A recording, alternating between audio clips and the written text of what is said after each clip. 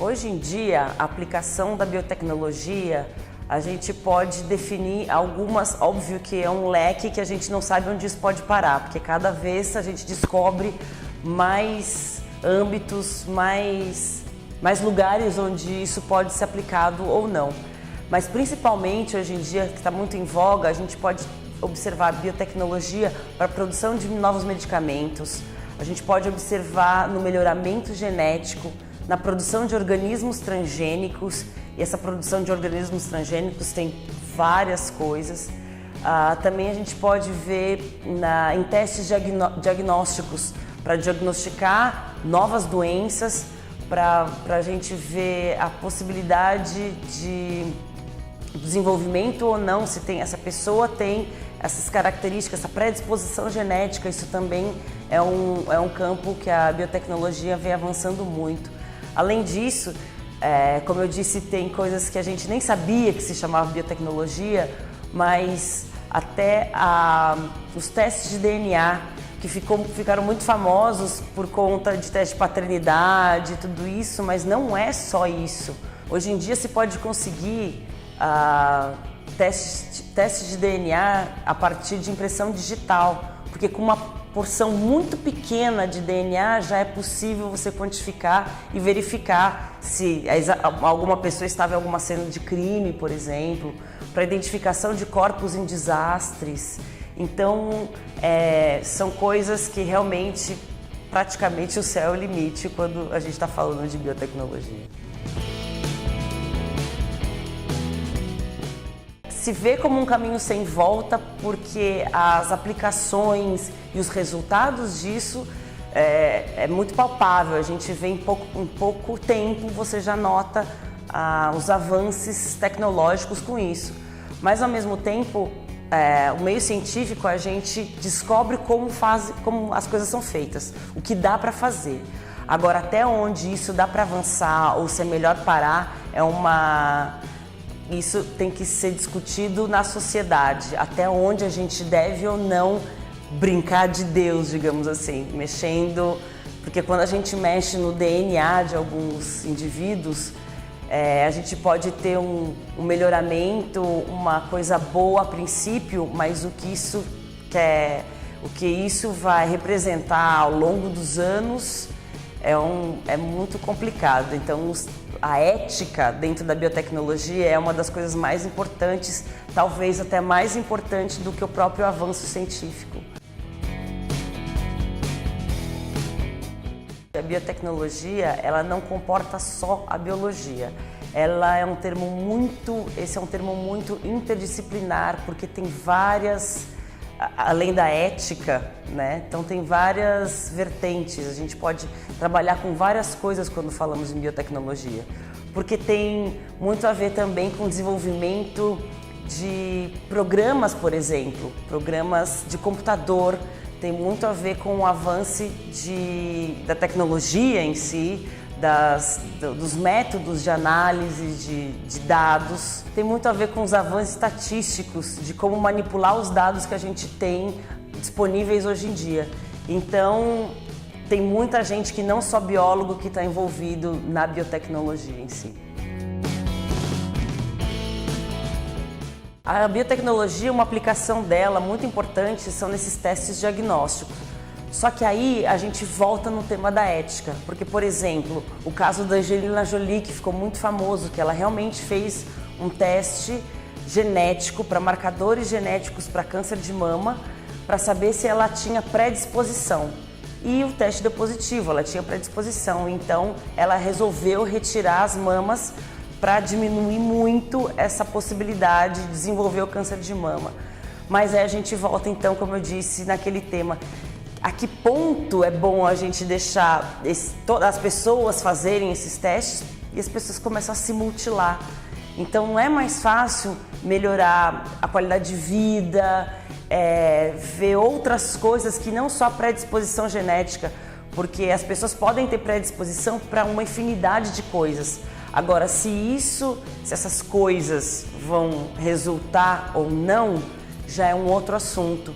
E aí a gente vê bastante dessa interação que se comenta muito de fenótipo, né? O que é o fenótipo? O fenótipo é a coisa que a gente observa, é o resultado da característica em qualquer ser vivo, a gente está falando só em humano. E o genótipo é o conteúdo do genoma, então quais são os genes que esse indivíduo tem. Só que o fenótipo não é só a expressão do genoma. Uma coisa muito importante para a expressão do genoma ou não é o ambiente. Então depende, muitas vezes o ambiente ele influencia muito mais no indivíduo do que o conteúdo dos genes desse indivíduo. Então os testes diagnósticos são muito importantes, mas não só para predisposição de algumas doenças, como o câncer, por exemplo, que é o que é mais utilizado hoje em dia.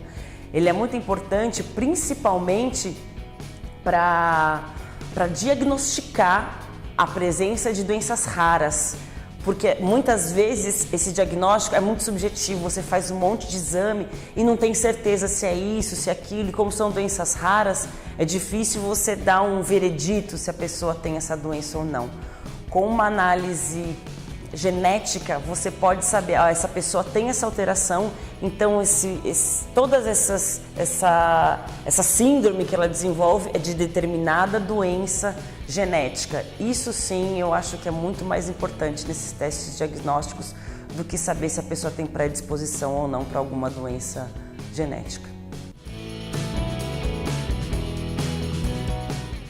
Para a produção de medicamentos, por exemplo, a gente já entra na parte de transgênicos.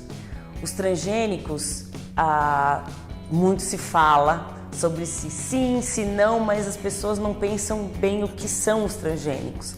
Na verdade, o transgênico, ele nada mais é do que você selecionar os genes de um determinado ser vivo, de uma determinada espécie, seleciona esses genes e transfere para uma célula de uma outra espécie.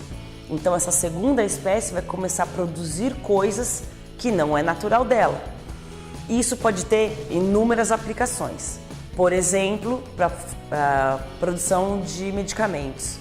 Se descobriu, e hoje em dia é utilizado para a produção de insulina no tratamento de diabetes, o que se fez? Se selecionou genes humanos que são responsáveis pela produção de insulina em humanos, se coletou esse pedacinho de gene e foi colocado dentro de bactérias, Escherichia coli, uma bactéria que já é muito trabalhada no meio científico. E essas bactérias produzem uma quantidade muito grande de insulina humana. E aí depois, como entre aspas, filtra essas bactérias, essa sopa de bactérias com um monte de insulina, e essa insulina depois é utilizada em pessoas que têm diabetes. No agronegócio, o impacto dos transgênicos é muito discutido, então é bom sempre falar um pouco sobre isso. Aqui no Brasil é ocupado basicamente em 4 plantações, de soja, milho, canola e algodão. E os tipos de transgenia usados aqui no Brasil são basicamente 2. Um para herbicida, que na verdade é para as plantas elas serem resistentes a herbicidas. O que é isso? O herbicida é um agrotóxico que se coloca nas lavouras para que não cresçam as plantas daninhas entre as plantas que você tem interesse. Só que muitas vezes, se você coloca uma grande quantidade de herbicida, as suas plantas também vão morrer, porque também são plantas. Então, com essa transgenia, as plantas transgênicas, elas aguentam uma grande quantidade de herbicida, de agrotóxico. Então, você consegue matar as ervas daninhas, que não são transgênicas, e mantém a sua cultura ali super boa, digamos assim. Só que aí tem 2 problemas. Se você tacar muito agrotóxico, a planta não vai morrer, mas a gente vai consumir o resultado disso consumindo muito agrotóxico. Isso já está muito comprovado, o problema que os agrotóxicos fazem para o ser humano, ou para quem for comer, se não for no caso o ser humano. Então esse talvez seja o principal problema. E outro, que a mesma empresa que produz as plantas transgênicas que são resistentes a esse tipo de agrotóxico é a mesma empresa que vende os agrotóxicos. Então, na verdade, ela ganha 2 vezes. Então, a gente não sabe até onde isso é um puro interesse econômico, porque se fala muito, não, vai produzir mais, a gente precisa de mais alimento e tal.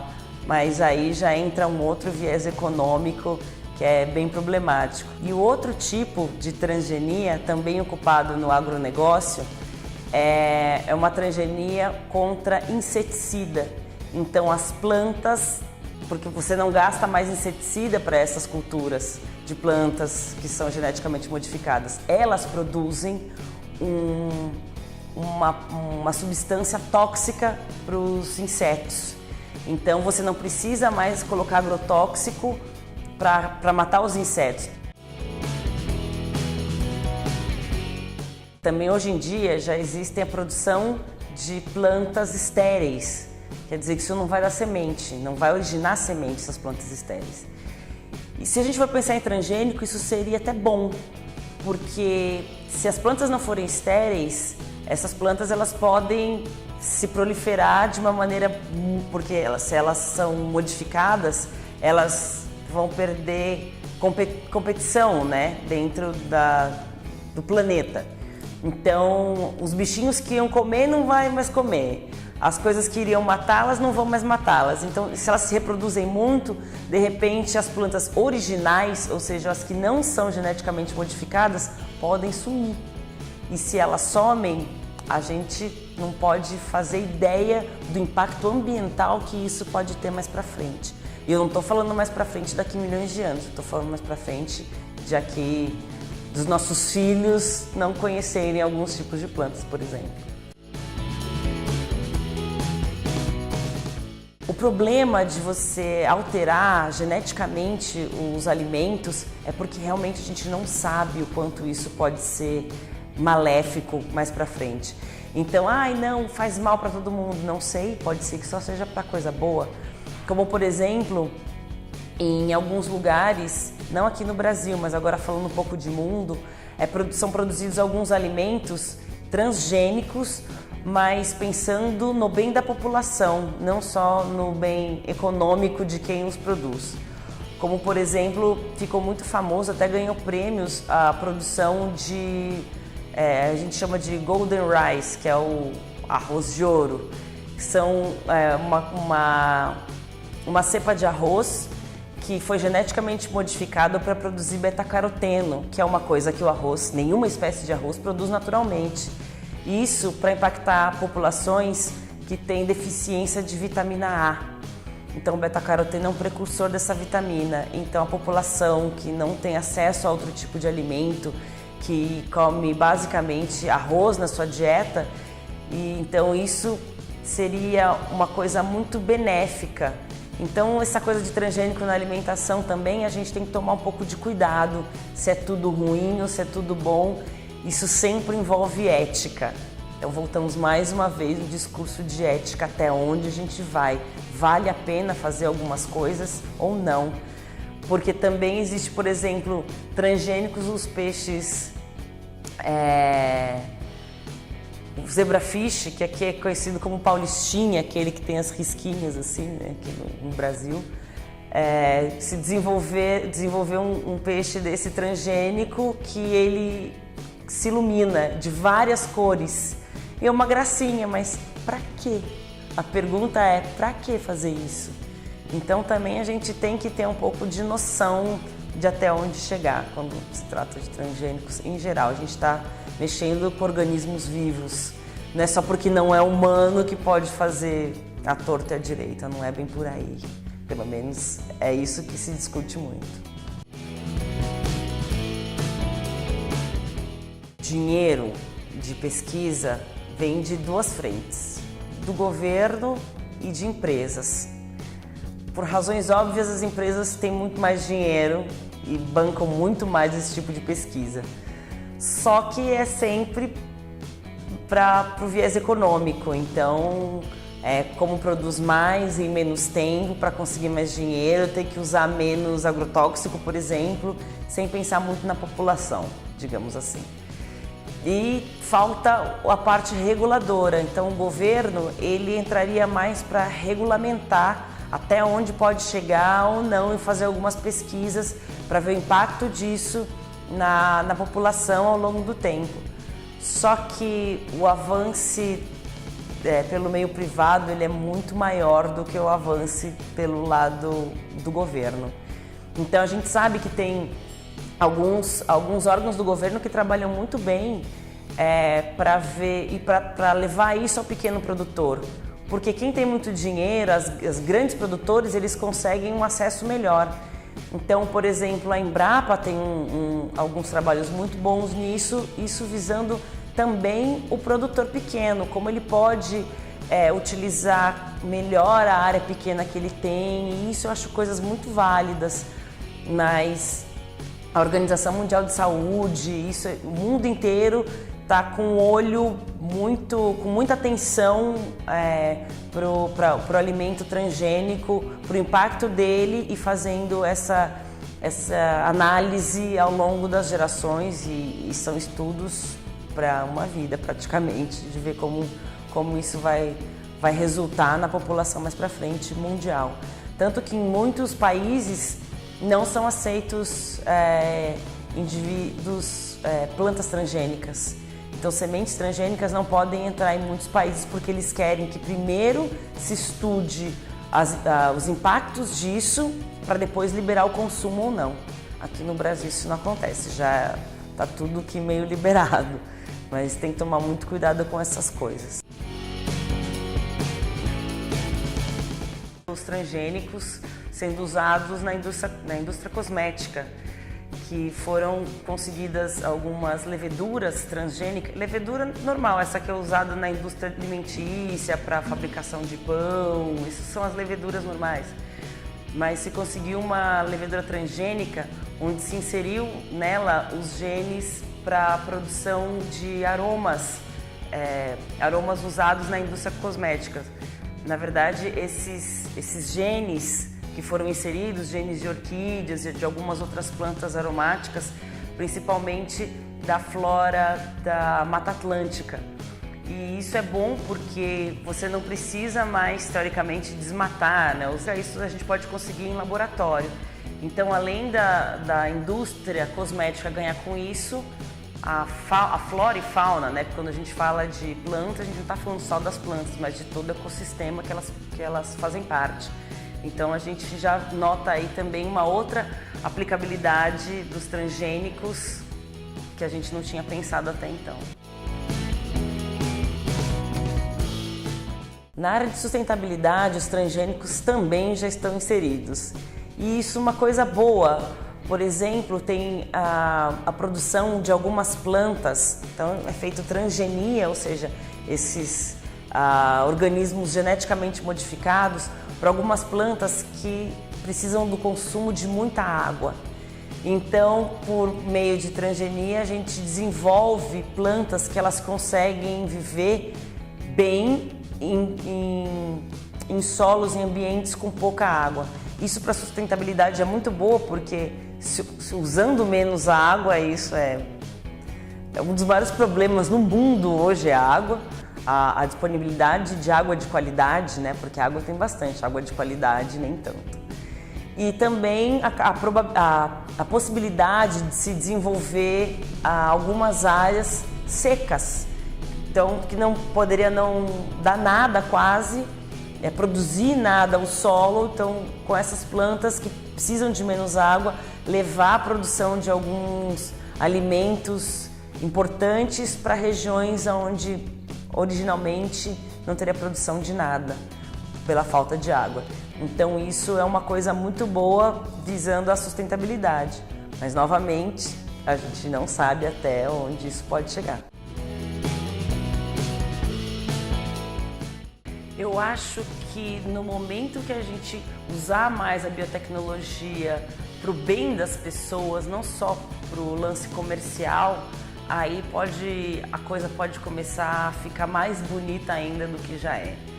Então, e tem algumas coisas, que nem no exemplo de plantas que não precisam de muita água, então você conseguir levar o desenvolvimento de lugares para as pessoas não terem que sair dos seus Ninguém quer sair da sua terra para ir para um lugar longe, onde não conhece ninguém, num ambiente hostil e tal. Ninguém quer sair do sertão do Nordeste para vir para São Paulo e ter uma vida horrível.